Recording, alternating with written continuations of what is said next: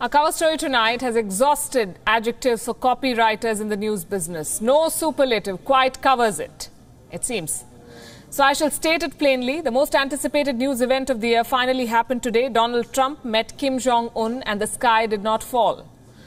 All day today, thousands of journalists, more than 5,000 by some estimates, have been relaying inputs and analysis from the island city-state of Singapore. Many, many more are tracking events from afar and weighing in. How will this change the world? So on this show, we do not pontificate. Let's just focus on the facts. After much back and forth, the leaders of North Korea and the US finally met. This is the first time a sitting American president met with a North Korean head of state. The two countries have not had any diplomatic ties for 7 decades. There was a lot of anticipation. There was a lot of color too. I cannot say the same for the achievements. Let's settle on this being a good, solid start. The two leaders met at the Capella Hotel in Singapore's Sentosa Island. Kim Jong-un arrived 7 minutes early at the venue. We're told it was a way to show respect to Donald Trump. As per Korean tradition, the younger leader should reach first. How very touching after all that has transpired between the two. Their first meeting lasted about 45 minutes. They had a brief interaction with the media before they began, and it's worth replaying that here.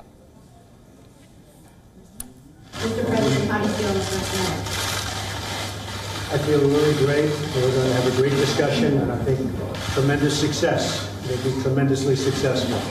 And it's my honor, and we will have a terrific relationship, I have no doubt. 우리한테는 우리 발목을 잡는 그 과거가 있고 또 그릇된 분명과 관행들이 우리 때로는 우리 눈과 귀를 가리우기도 했는데 우린 모든 것을 이겨내고 이 자리까지 왔습니다. That set the tone. The American contingent was active on social media. They were watching the summit from a distance like most of us. Trump and Kim had only one translator each. They were pretty much alone for 45 to 50 minutes. After the one-on-one chat, they met in a larger conference room along with several top aides. These were delegation-level talks. Trump and Kim shook hands again, this time more at ease with each other, displaying remarkable bonhomie for two men who share such an acrimonious past and are meeting for the first time. Check this out. 발목을 이렇게 지금하고 싶었던 그런 과거를 우리가 과감하게 이겨내고 우리 지금과 우리 다 지우고 여기저기 뭐 그때는 그만의 전주곡이라고 생각해요. 이런 같은 이때까지 이렇게 다른 사람들이 해보지 못한 그런 물론 그 과정은 도전도 있겠지만 사람 각과 함께 훌륭한 출발을 떼는 오늘을 기억하러 앞으로 당신한테 거대한 그런 사업을 시작해서 이렇게 시킬 수 있습니다. We will be successful, and I look forward to working on it with you. It will be done. Thank you very much. Next came the lunch break. The luxury resort laid out a sumptuous meal for the American president and the Korean leader, from a traditional prawn cocktail to a beef short rib confit to a combination of sweet and sour crispy pork and yangzu fried rice. The hosts pulled out all the stops to make this a lunch to remember. Trump, understandably, was more confident before the cameras. After all, he spent a lifetime talking to cameras, and he did not disappoint the journalists present there. Listen into his comments before he sat down for the meal. Very nice. Getting a good picture of everybody, so we look nice and handsome and thin. Beautiful. Perfect. Thank you very much. Please. Nice and handsome and thin, he says. And finally, the summit was concluded with a joint letter, a declaration, if you will, that both sides are committed to denuclearization of the Korean Peninsula. Unfortunately, like most of Trump's plans and declarations, this too was bereft of details. They'll strike peace, they say. When and how, they haven't told the world. But even Trump's worst critics cannot deny the fact that this is a significant beginning. A diplomatic process has been kick-started today. The challenge now is to follow it through, to convince Kim Jong-un to give up his nuclear weapons. And I cannot help saying this, to save the deal from Trump himself. For the moment, he's very optimistic, effervescent even. He says he expects the denuclearization process to start, quote-unquote, very, very quickly. Trump has even agreed to invite Kim Jong-un to the White House. Thank you very much, everybody. Thank you. Will you invite Chairman Kim to the White House? Absolutely, I will. Mr. Kim, would you like to come to Washington? Thank you. Thank you, everybody. By the end of the day, the US president was showering praises on the North Korean leader. The little rocket man of last year was honored with new qualifiers today. Trump declared him a worthy negotiator and a talented man. A man Trump is ready to meet again. And that's saying a lot because this president does not mince his words. Great personality and very smart. Good combination. Is he a worthy negotiator? Really, he's a worthy negotiator. Negotiating on behalf of his people, a very worthy, very smart negotiator, absolutely. And we had a terrific day, and we learned a lot about each other and about our country. So I learned he's a very talented man.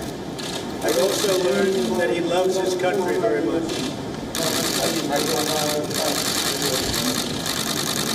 I'll see you again.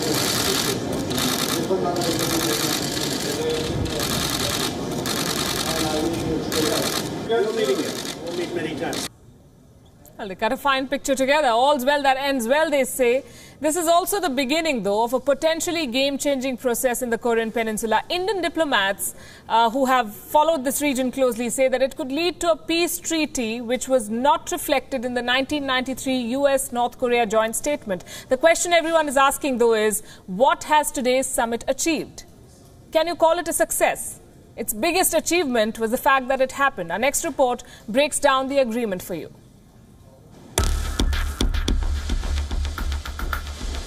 The US-North Korea joint statement is replete with generalities. It calls for new US-North Korea ties, for joint efforts to build lasting peace on the Korean Peninsula, for North Korea's commitment to denuclearization, and for the recovery of the remains of soldiers killed in the 1953 Korean War. But the implications are far-reaching. The reference to new US-North Korea ties does indicate Washington and Pyongyang will establish diplomatic relations. This would have been considered impossible a few months ago when the North was a pariah, a rogue state. I think our whole relationship with North Korea and the Korean Peninsula is it's going to be a very much different situation than it has in the past. We both want to do something. We both are going to do something. And we have developed a very special bond. Joint efforts to build lasting peace on the Korean Peninsula hints at what South Korea's President Moon Jae-in and Kim Jong-un agreed upon during their first summit in April. Its inclusion in the joint statement reflects South Korea's priorities. On the key issue of denuclearization, it's clear that Kim Jong-un has emerged the clear winner. Kim Jong-un has given nothing away. Denuclearization is something they had committed to many years ago. What they mean by denuclearization is not explained. There is no immediate pressure on Kim to denuclearize, and President Trump has also given him enough window on that score. More importantly, North Korea, for long pilloried as a rogue state and an axis of evil, will soon join the ranks of the respectable. Its leader Kim Jong-un has had a summit with Donald Trump, leader of the world's most powerful nation. He's also won a US commitment not to attack or destabilize his regime. It does take a long time to, pull off complete denuclearization. It takes a long time. Scientifically, you have to wait certain periods of time and a lot of things happen. But despite that, once you start the process, it means it's pretty much over. You can't use them. That's the good news. And that's going to start very, very soon. Kim shows all signs of emerging as an international statesman. Who knows, he may even be in line for the Nobel Prize despite running a repressive and authoritarian dictatorship. Bureau Report, WION. Joining us tonight is a very special panel of guests. From New York, we have Jonathan Watchell. He's the former Director of Communications of the U.S. Mission to the United Nations, also former spokesperson for Nikki Haley. We have with us Nicholas Grossman, International Affairs Professor at the University of Illinois, also someone who tracks politics, national security, etc. He's the at large for ArcDigi. And we have Michael Kovrig. He's a senior advisor on Northeast Asia Crisis Group, joining us from Hong Kong this evening. Good evening to all of you. Let me first come to you, Nicholas Grossman. Would you call today's meeting a success, and why? Not really. The reason why not was because the expectations were set at least decently higher. The United States gave North Korea the meeting that it wanted. 3 generations of the Kim family have wanted a one-on-one meeting with the President of the United States to increase North Korea's international stature. And the United States gave that to North Korea. But in exchange, all that North Korea said was a vague promise about promising to work towards denuclearization in the future, and they even worded it as denuclearization of the Korean Peninsula, which, when taken from North Korea, has always meant to mean that the United States withdraws or breaks the alliance with South Korea also, which hasn't happened. So effectively, the U.S. gave North Korea propaganda victory that it wanted, and in exchange got a very vague promise similar to previous promises that North Korea has broken. Propaganda victory in exchange for a vague promise. Jonathan Watchell, you've observed these negotiations and talks from close quarters. Did you expect more than what has come out? No, I didn't really expect more than that's come out. And actually, Palki, you said earlier on in the program that this is the beginning. This is a kickstart to a process. And I agree with you. I don't think we really need to look at this in some sort of negative terms. Certainly, it can be perceived that the President of the United States, the most powerful nation on earth, has allowed Kim Jong-un to look like a mighty leader of a fabulously powerful country. But at the end of the day, what and where this process goes is what matters here. Either Kim Jong-un is going to follow through with some of the pronouncements that he said in private with Secretary Pompeo and others, and presumably told President Trump in their closed meeting, or he's not. And if he doesn't, the important thing here is that the United States, the President of the United States, is prepared to say, this isn't happening the way it's supposed to happen, and pull out. So I think we have a fairly positive start. We have what appears to be a will to move along this process. And where there's a will, there's a way. And the big question here is there indeed going to be a way to get to the end game here? Michael Kovrig, would you call this meeting a success? Yes, I think against a relatively low bar, given that we were mostly worried in many cases that it could have gone off the rails or been canceled, or there could have been all kinds of unexpected outcomes. I think the three of us all agree that this is a broadly positive summit, and in our assessment, the general positive tone that it puts on negotiations going forward, even if they are, and I would agree, relatively vague, broad political statements and commitments that are lacking in detail, it's still a step in the right direction, and it has the potential to at least generate momentum on a process that will then actually tackle the difficult details. And sure, Kim Jong-un probably got some propaganda points, particularly for his domestic audience for this trip, but I think that's outweighed by the potential positive momentum going forward. The question now is whether the two sides can actually turn this into a process that delivers meaningful outcomes, and that still remains to be seen. Nicholas, what makes this tricky going forward is also the protagonists, the very men who struck this deal. The people, their teams will have to work to ensure that they can save this deal from Donald Trump and Kim Jong-un. Would you say that? I think that's fair to say. Perhaps more from Trump than from Kim, because it's possible that North Korea's interests are little more than kicking the can down the road, that while, of course, North Korea would like to have sanctions relief and like to have some diplomatic normalization, it's extremely unlikely that they'll give up their nuclear weapons to do so. And from the United States perspective, Trump had been claiming things that weren't written down. There have been some statements that indicate he thinks that there have been significant steps towards a process of denuclearization. And while it's certainly possible this is a starting point for that, there haven't been any substantial steps in that direction yet. So a lot of it will depend on whether the President of the United States follows through and demands all of the verifiable measures that actually move in the direction of denuclearization, as opposed to just a promise from North Korea that they would like to maybe do that sometime in the future. Jonathan, would you trust Kim and Trump to go the whole hog? That's a big question, Palki. They as of just a few months ago, were exchanging some pretty harsh rhetoric at one another. So we can only hope that they'll work in a constructive fashion and perhaps, excuse me, withhold impulses, and not fall into the back and forth rhetoric of the past if something goes amiss here. The important thing is to make sure that actually there are tangible things happening toward the goal that both sides are trying to work out here, and not get caught up in that rhetoric that could really scuffle things. Michael, would you say it was bold, even foolhardy perhaps, of Donald Trump to have gone into this, that a traditional American politician wouldn't have taken the risk that this man has? I think it's actually too early to say, Palki.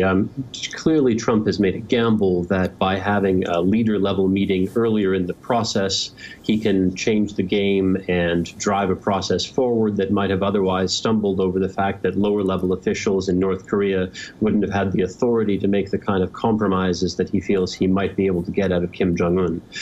There's nothing in the statement today that indicates that, but it is possible there are other agreements that are just not quite ready for the light of day or that are still in the process of negotiation. So it's too early to make that judgment. Certainly it was a gamble, but the real rubber is going to hit the road when Secretary Pompeo and his North Korean counterparts have to take this process forward and begin working on the more difficult details. And that's where we're going to start to see what Kim Jong-un's intentions really are. Is he actually ready to make concrete steps toward denuclearization? And that's why what we recommend is not focusing on that final end goal, but rather on the process and looking perhaps at some way stations, trying to freeze the current level of testing and nuclear weapons testing so that we don't have any more tests, and then we can start moving toward putting in monitors and verification and building out that pause in testing and provocations, moving toward comprehensive monitoring and eventually freezing the program. And then by then having built enough confidence with Kim Jong-un and the U.S. on the other side to actually try to take more steps. But that's going to take also a lot of important moves from the United States. Nicholas, we've seen some interesting statements from the two leaders. Kim Jong-un was called the little rocket man today. He's a worthy negotiator, a talented man. The invites have been exchanged. He's been invited to come to the White House. They've pledged to meet again. How do you see this process going forward?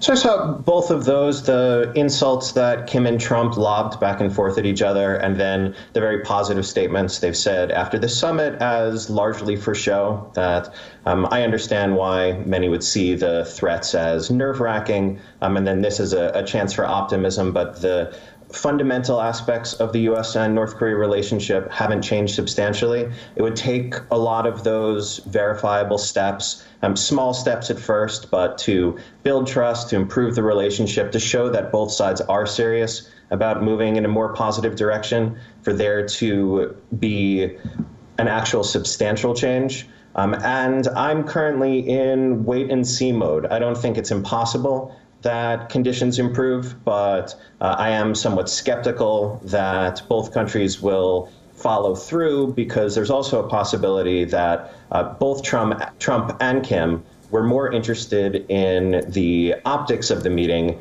than in the hard work to follow through. But there are people in both governments who could do that sort of grunt work. And as we watch future meetings, it is possible that things move in a more positive direction. But if you ask me to guess right now, I would say I'd be pretty skeptical that relations will improve substantially. Jonathan, would you say that Trump now has a realistic shot at the Nobel Peace Prize? Well, as what happened with President Obama receiving the Nobel Peace Prize for not actually achieving anything concrete, I would hope that there would be a discernment by the folks in Stockholm that they would, that they would hold back until you see something that really is concrete, that you really are far along on the path to achieving something substantive here. One thing that's important to bear in mind in this entire process is that really Kim Jong-un is in a very precarious position. His country's in absolute poverty. He has a lot of pressures bearing down on him. And one of the important factors that none of us have discussed right now is China's role in this whole negotiating process. I mean, they control something in the area of 90% of the trade with North Korea. They're going to be really the kingpin deciding factor, and really they're pulling the strings for Kim Jong-un. So whatever is discussed with Kim Jong-un and President Trump, there will be the big brother looking over this whole thing, making sure that their geopolitical and economic and other interests are being met by whatever process is being worked out here. Michael, does the world now understand Kim Jong-un slightly better than possibly 24 hours back? He's not used to this exposure, this attention, the shutterbugs. At times he looked like he's a little lost when faced with all the camera persons standing in front of him. But then we saw him yesterday out for a stroll a few hours before the meeting, taking a selfie. What do you make of this man? I think the most striking thing, right, for those of us who got used to his father, Kim Jong-il, who was quite reclusive, made hardly any public appearances, almost never spoke in public even to the North Korean people. Kim Jong-un is much more like his grandfather. He's clearly relatively extroverted, jovial, likes to hug people. He's physical. He's much more at home, flying for that matter, and doing a whole range of other things. So it's clear that he's come into his own, and at a very rapid rate, I might say. I mean, his first meeting with a world leader was only back in March with President Xi Jinping. And as was noted earlier, that relationship is going to be pivotal here. And it's very much a backdrop to the dynamics between Kim Jong-un and Donald Trump. And we need to be mindful of that. Kim flew an Air China 747 down to the summit. I think that's a pretty strong signal that he feels comfortable now with his relationship with China, enough to trust them with his life going through their airspace down here, building on those previous meetings. And it's going to be a challenge now to keep sanctions pressure on through a negotiating process where China is clearly going to want to move faster in alleviating that. Right. I'm going to wrap it with that. Nicholas Grossman, Jonathan Watchell and Michael Kovrig, thank you very much. This, let's agree, is still work in progress. It's a start, to say the least. Trump has achieved the almost impossible. Does he now qualify for a Nobel Peace Prize? The question I just asked. Before I answer that, let's take a look at the past. 3 sitting American presidents have been awarded this prestigious prize. Theodore Roosevelt was given the Peace Prize in the year 1906 for his mediation during the Russo-Japanese War. The war broke out in 1904 when the Russian Empire attempted to take control of water ports and Manchuria. President Roosevelt was awarded the Nobel for negotiating a peace deal between the two sides. He was also the brain behind an arbitration in a dispute with Mexico that was settled peacefully.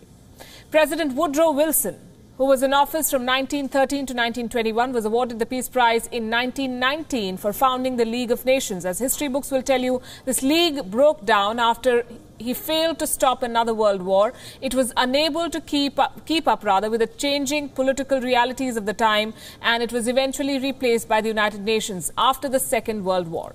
And finally, Barack Obama. He won the Nobel Peace Prize in 2009, barely a year after he was elected President of the United States. The Nobel Committee received its share of criticism for choosing Obama for this prize. Nominations for the 2009 award closed barely 11 days after Obama took office. Critics felt that Obama's body of work was not worthy of a Nobel Peace Prize, and that he won only because he was a media darling. It was good press, perhaps, for the Nobel Committee to award it to the first black American president. Anyway, that's done.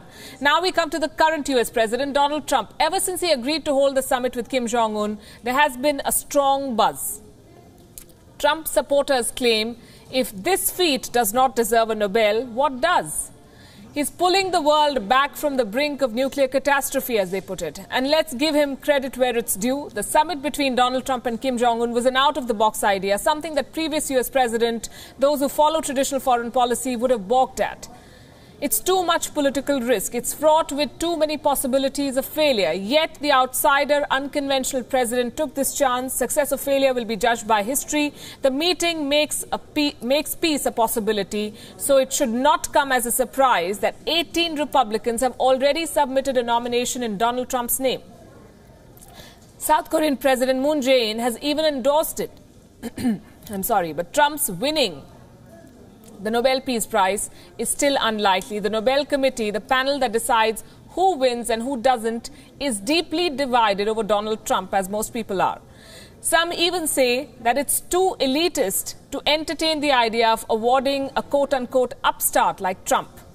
For the moment, the Nobel Committee is considering this nomination and has refused to comment on Trump's chances. A lot of comments are flowing in from elsewhere. From Korea's neighbors to America's allies, and everyone in between has tracked this meeting today and weighed in on what it means for the world. 5,000 journalists and almost the entire world watched the two world leaders script history in Singapore. From threatening each other of nuclear attacks to turning into peace mascots, Kim Jong-un and Trump have amazed one and all. The world is pleasantly surprised. Let's begin with China and their response to this historic meeting. The fact that the top leaders of United States and North Korea are sitting together on an equal footing is of great significance. China welcomes this development because this was an objective and this is something that we worked for. We hope the leaders of the two countries will overcome their differences, build mutual trust, and achieve the denuclearization of the Korean Peninsula. China's response is on obvious lines, and why not? It's North Korea's biggest ally. Peaceful US and North Korea ties will be music to China's ears. It can continue to trade with North Korea, currently battling a barrage of sanctions. However, China has suggested, now that the North has done the unthinkable, why not consider a sanctions relief? China has constantly held the view that the sanctions are not the goal in themselves. The Security Council's action should support and conform to the efforts of current diplomatic talks towards denuclearizing the Korean Peninsula. Among the happiest and the most relaxed would be South Korea. It can forget those times when it was consistently in Trump's firing range. Moon Jae-in, the master negotiator, got Trump and Kim Jong-un together and can now heave a sigh of relief. I congratulate and welcome the success of historic North Korea-U.S. summit with a burning heart. Japan's Hokkaido Island was under the spotlight last year after North Korea's long-range missiles test raised alarm in neighboring Japan. Kim Jong-un's rockets soared over the northern island, which was at the maximum risk. And today, Japan's Prime Minister is a happy man. I welcome the US-North Korea summit as a step forward towards a comprehensive resolution of the issues surrounding North Korea, because it confirmed leader Kim Jong-un's will to commit to complete denuclearization of the Korean Peninsula. Russia has also given a positive feedback of the deal between US President Donald Trump and North Korean leader Kim Jong-un. But it believes that the devil is in the detail. The North Korea-Russia ties improved after Putin assumed power, although they perhaps became more complicated. Russia publicly condemned the increasing number of nuclear tests conducted by North Korea from the mid-2000s onwards. Despite this, Russia wrote off 90% of North Korea's historic debt. New Delhi has also welcomed the historic talks between the two leaders. Describing the meeting as a positive development, it says, India has always supported all efforts to bring about peace and stability in the Korean Peninsula. This through dialogue and diplomacy. We hope that the outcomes of the US-North Korea summit will be implemented, thus paving the way for lasting peace and stability in the Korean Peninsula. This development assumes great significance because India had stopped all trade ties with North Korea except food and medicine from April last year in line with UN sanctions over North Korea's nuclear tests. In case of a sanction relief, India can revive its trade ties. Bureau Report, WION. The India link does not end there. Let me give you some background before explaining. A year ago, people would have laughed at the prospect of a meeting between Donald Trump and Kim Jong-un. There was no meeting ground. They were this close to war. So when in March this year, Trump accepted Kim Jong-un's invitation for a summit, he shocked the world and many in his own government. President Trump said that this was all part of a plan, a strategy. He first put maximum pressure on North Korea. His sanctions crippled North Korea's economy. He isolated this country from the rest of the world. Then he threatened it with war, annihilation. And then he offered the hope of talks. Pyongyang bought it, hook, line and sinker. Now, what I'm going to say might sound preposterous, but give it a thought. Can India take some inspiration, a leaf perhaps, out of the Trump playbook? Can it isolate Pakistan by dropping the most favoured nation status? Remember, Pakistan is on the brink of bankruptcy, its economy is in tatters. Then persuade Pakistan's allies to play a neutral role, not support Islamabad's terror machinery, perhaps cut a deal with the likes of China on Obor. And then offer the hope of talks. Who knows, a mix of coercion and coaxing might work here as well. It's not like India hasn't tried in the past. Prime Minister Narendra Modi even paid a visit to Pakistan, but past efforts have failed to deliver. Modi's invitation to Nawaz Sharif to attend his swearing-in ceremony 4 years ago was an informal summit. But hopes of building on that were torpedoed by sections of the establishment in Islamabad opposed to any transformation in relations with India. Modi made another attempt in December 2015. He stopped over in Lahore to attend a wedding in Sharif's family. It was another informal summit at short notice. A week later, there was the terror strike on Pathankot Air Base. Other high-profile outreach initiatives have also collapsed. Internationally, a case in point is the Donald Trump-Xi Jinping summit in Mar-a-Lago, Florida in April last year. It was the first meeting between the two leaders. It promised much but delivered little. Today, the US and China stand dangerously close to a trade war, if they aren't in one already. More recent examples of failed summits is the G7 in Canada last week, which collapsed when Trump accused traditional neighbors and allies of unfair trade practices and walked out. The 1993 Oslo Accords was a peace treaty between Israel and the Palestinians. It was signed by the late Palestinian leader Yasser Arafat and then Israeli Prime Minister Yitzhak Rabin. But the Palestinians continue to remain stateless and at the mercy of Israeli guns. Not all summits succeed. To everyone who witnessed this history in the making, the public greeting between the leaders seemed to be over in the blink of an eye. But according to body language experts, both Trump and Kim revealed more than they wanted to through their gestures. Here's a look at what the unsaid conveyed.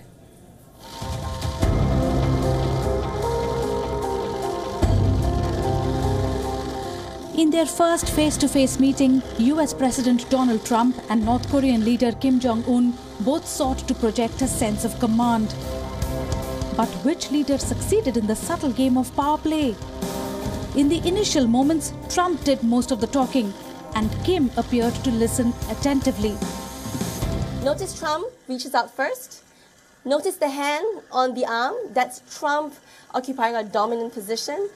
He's open mouth. It's almost like a child looking up at a 1.9 meter Trump and a 1.7 Kim. So notice how he takes that invisible gulp. Kim is looking a little bit unsure. This is his first time in facing the international media. Trump again taking the lead with the pat on the back, guiding Kim towards the meeting room. But not one to be outdone, Kim firmly pumped Trump's hand, looking him straight in the eye before breaking off to face the media.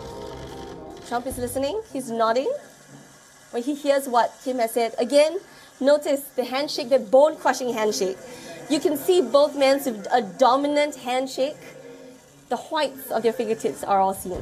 Kim's first major interaction with the international community also betrayed a sense of awe and wonder as he faced the rapid-fire shutters of photographers in the opulence of the Singapore luxury hotel. Kim's sister and trusted aide Kim Yo-jong was close by.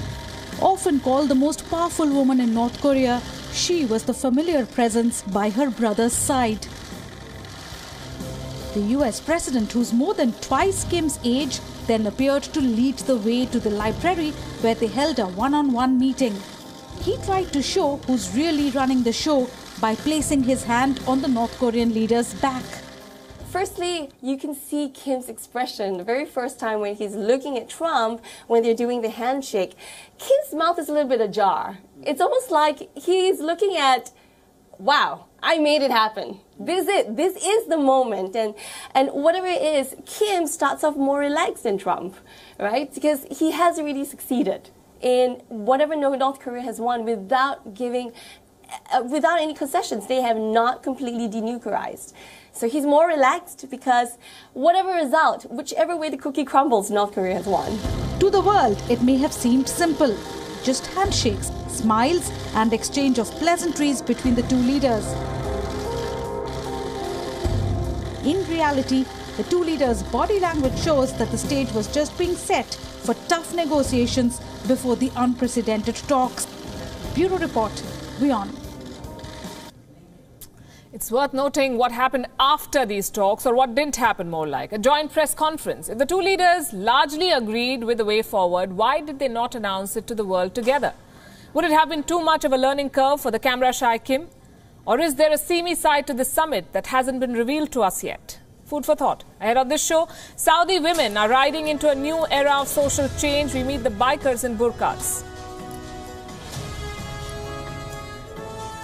And why are the oldest trees of the world, some as many as 2,500 years old, suddenly dying? By the end of this month, 24th June to be precise, Saudi Arabia will lift the decades-long ban on female drivers. Ahead of that, many women are learning to drive and ride cars and bikes. But this is only the first step for women in Saudi Arabia and the long road to equality. Here's why. This would be hard to imagine even a year ago. Saudi women clad in skinny jeans and Harley-Davidson t-shirts revving motorbikes at a Riyadh sports circuit.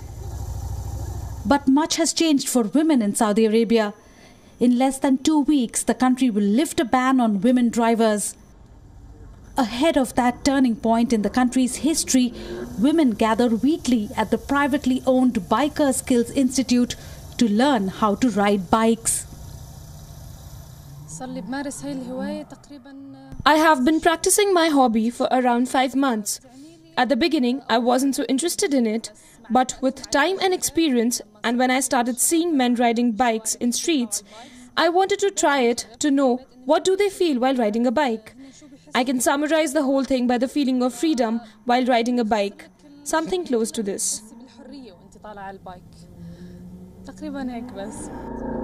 Overturning the world's only ban on female drivers is the most striking reform yet launched by Saudi Crown Prince Mohammed bin Salman. But it's been overshadowed by a wave of arrests of female activists, including veteran campaigners who long resisted the ban. None of the women at the floodlit motoring circuit wanted to talk about the crackdown. They focused instead on securing a basic freedom long denied to them.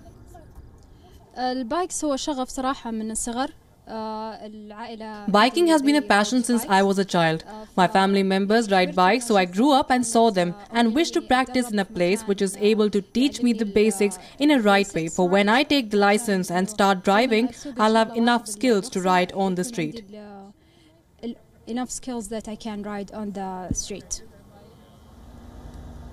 For these women, biking is not just a passion, it's empowerment.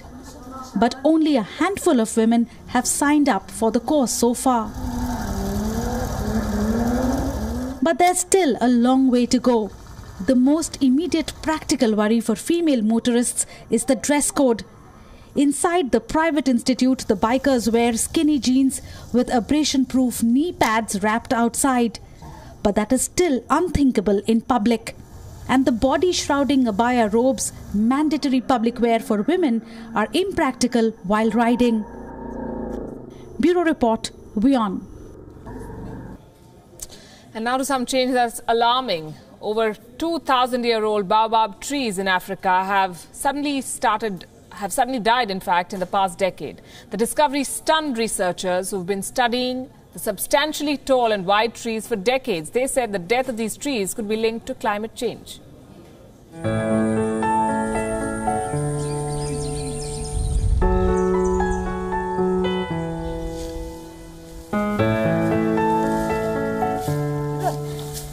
Baobab trees are native to parts of Africa, but also Asia and Australia.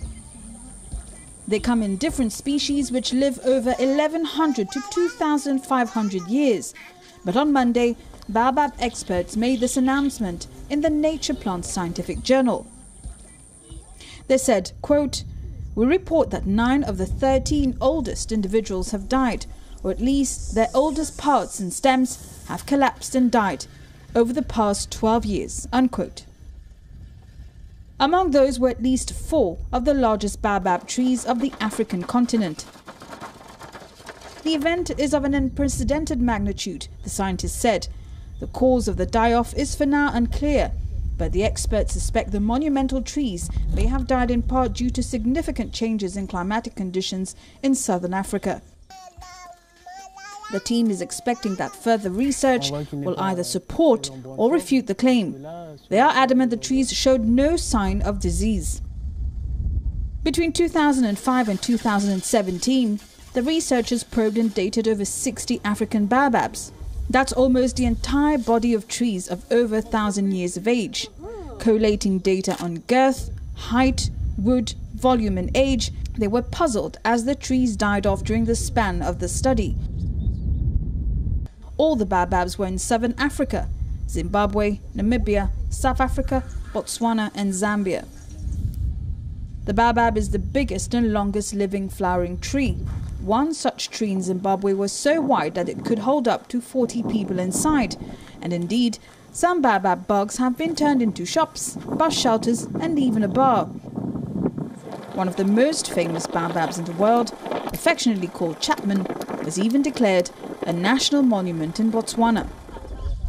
Bureau Report, WION.